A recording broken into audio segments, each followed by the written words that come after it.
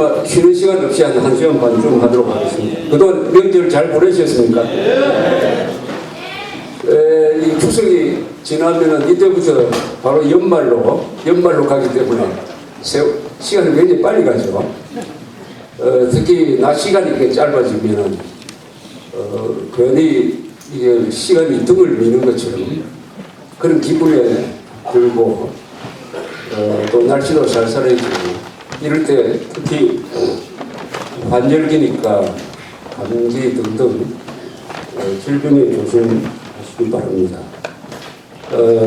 한 2주 동안 못 뵙기 때문에 또 이렇게 서면 할 이야기가 굉장히 많아져요.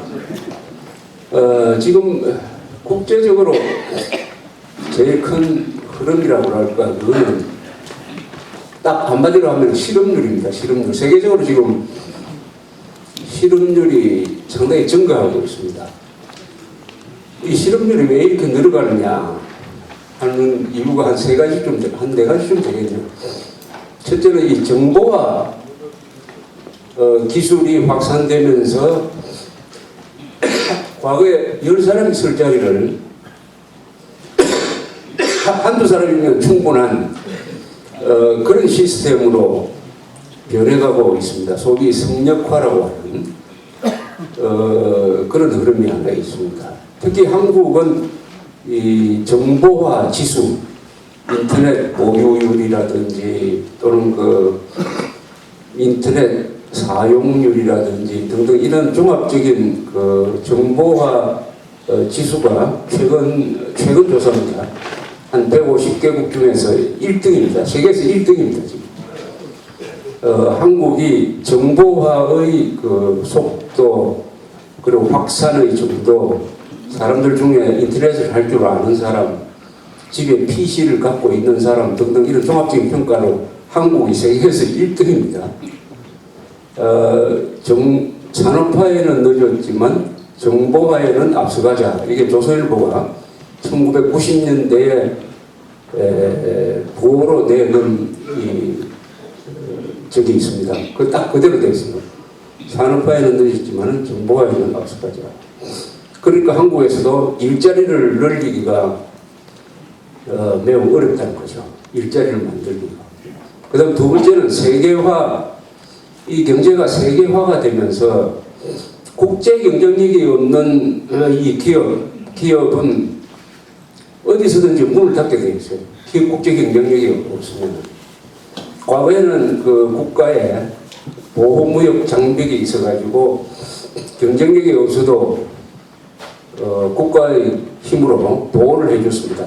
이 부분이 점점 작아지면서 세계화에 흐릅니다. 그러니까 또 일자리를 만들기가 어렵다. 세 번째는 이 노조, 이미 일자리를 가지고 있는 사람이 새로 이 취업하는 사람들을 많이 제한을 합니다. 일자리가 모자라니까 자기 일자리를 놓기 싫죠.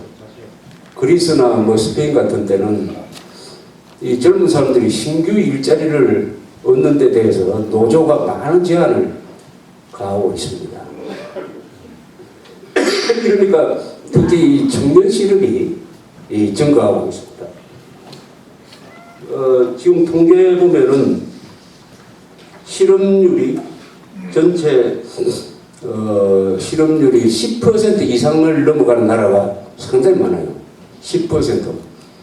실업률 10%라 하면 우리는 그런 경험을 가져본 적이 60년대 초로 거슬러 올라가야 됩니다. 그 이후에는 10% 실업률은 우리가 한 번도 경험한 적이 없습니다. 그러나 유럽은 이 유로를 쓰는 나라, EU 국가죠. 유로라는 화폐를 쓰는 유로존이라고 그러는데 이 나라의 평균 실업률이 10%입니다. 10%. 그중 특히 높은 나라가 그리스는 16.6%, 스페인이 제일 높아요. 21.2%입니다. 21.2%. 미국은 9.9% 뭐 이렇게 있어요. 저 중동은 뭐 10%, 거의 다 중동은 10% 이상입니다. 남미도 아주 높고요. 그런데 실업률이 낮은 나라는 또 어디냐 하면은 싱가포르가 2.1%, 그 다음에 한국이 아주 낮은 편입니다. 3.3%, 대만 4.4%, 말레이시아 3.2%, 노르웨이 3.4%, 스위스 3%, 오스트리아 3.7%, 덴마크 4.1%. 이 경제 규모가 큰 나라 중에서는 독일이 가장 낮습니다. 7%. 이 경제 규모가 크면 실업률도 높아지는데 7%. 이렇게 되어 있습니다. 그리고 여기에 15살에서 24살 사이, 이걸 청년층이라고 그런다면 이쪽 실업률은 스페인은 5년 전에 비해서 2배로 늘었어요. 22%에서 42%입니다. 청년층의 실업률이 42%라고 하면 어떻게 되겠습니까? 우리는 아직 10%가 안 됩니다. 청년층 실업률.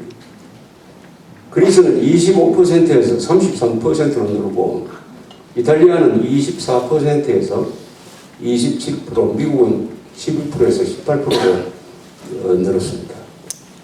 그러니까 이 일자리가 잘 만들어지지 않는데 그 피해는 어디로 가느냐? 바로 이 청년층으로 가는 거죠. 청년층이 일자리를 구하기 힘들게 된다. 그런데 요새 청년층은 대충 고학력자가 많아요. 고학력자. 우리나라도 그렇지만 세계적으로 이것도 공통적인 현상입니다. 한번 그 상상을 해보십시오. 고학력자가 능력이 있다는 거죠. 일자리가 없다고 하면 그 불평, 불만이 얼마나 높아지겠습니까? 남을 탓하게 되죠. 나는 실력이 있는데 이 사회가 뭐가 첨부돼가지고 일자리는 없다. 이런 불평, 불만을 가지고 있는데 이걸 조직할 수단이 있어요. 즉 트위터, 인터넷, 핸드폰, 페이스북 이걸 가지고 불평, 불만을 선동하고 확산시키고 조직할 수 있습니다. 이러니까 이제 집단 시위가 일어나는 거죠. 집단 시위. 최근에 런던에서 일어났던 현상. 그 다음에 중동에서는 더 과격한 방향으로 이런 게 있었습니다. 그러니까 세계적으로 이 실업률이 높고 특히 청년 실업률이 높다는 것이 이 정치적, 사회적 불안 요인이 되고 있습니다. 그러니까 어떤 현상이 일어나느냐. 현재 집권하고 있는 세력이 다음 선거에 질 확률이 높아요. 지금 오바마도, 제가 봐도 오바마가 뭐 그렇게 잘못한 게 없습니다. 그런데 오바마의 재선이 상당히 지금 어렵다고 합니다. 지금 프랑스의 사르코지 대통령, 이 사람은 한 6개월 뒤에 선거를 해야 되는데 현재 여론조사로는 지는 걸로 나옵니다. 등등. 이런 큰 흐름이 현직 집권 세력한테는 불리하다 하는 게 세계적인 흐름이 되고 있습니다. 그런 속에서 한국에서도 내년에 선거가 일어난다. 여러 가지 이 경제 지표로 보면은 이명박 정부가 경제 관리는 참 잘했다 하는 호평을 받아야 마땅해요. 그런데 그것을 평가를 하지 않아요. 평가를 하지 않는 사람들이 다수입니다. 그거는 보수층은 법치를 확립하지 못했다는 데 대한 불만이 있고, 좌익들은 이명박 잘하는 것은 일체 부정하는 속성이 있기 때문에 이 경제 관리를 잘하고 있는 위원이 아주 제대로 평가를 받고 있지 못하는데, 국제적으로 이렇게 비교하면은 이명박 정부의 경제 관리는 상당히 잘한 축에 든다는 것이 이 각종 지표로서 확실하게 드러나고 있습니다. 그래서 이 세계를 흔드는 이 실업률, 청년 실업률, 이 문제가 우리나라의 선거에 또 앞으로 사회 각종 현상에 어떤 영향을 미칠 것이냐 하는 게, 이게 다음 내년 앞으로 4, 5년간의 이 한국 상황을 결정하는 기본적 흐름이 될 것이다. 이 큰 흐름 속에서 누가 손해를 보고 누가 득을 볼 것이냐 하는 것을 우리가 잘 지켜볼 필요가 있다, 이렇게 예상이 됩니다. 이 10월 26일 서울시장 선거에 많은 관심이 이제 쏠리고 있습니다.